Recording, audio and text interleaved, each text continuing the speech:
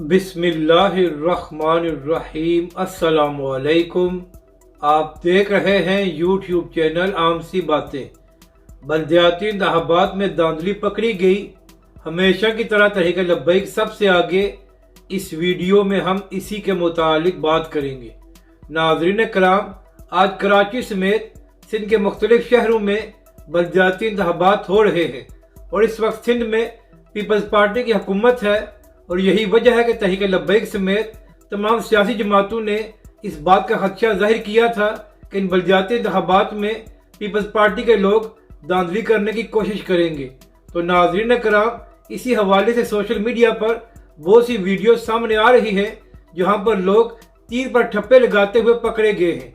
और नाज़रीन कराम, अहम बात यह है कि हमेशा की तरह तहरीक लब्बैक पाकिस्तान के कारकुन ही धांधली करने वालों को एक्सपोज कर रहे हैं और तहरीक लब्बैक के कारकुनों की जानिब से ही इन वीडियोस को सोशल मीडिया पर शेयर किया जा रहा है।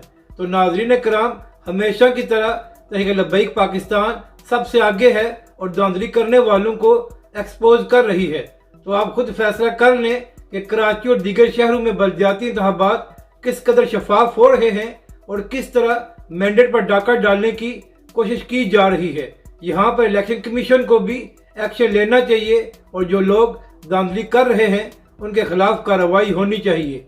अपनी राय का जरूर इजहार करें कि आपको ये वीडियो कैसी लगी और हमारे इस चैनल को भी सब्सक्राइब करें।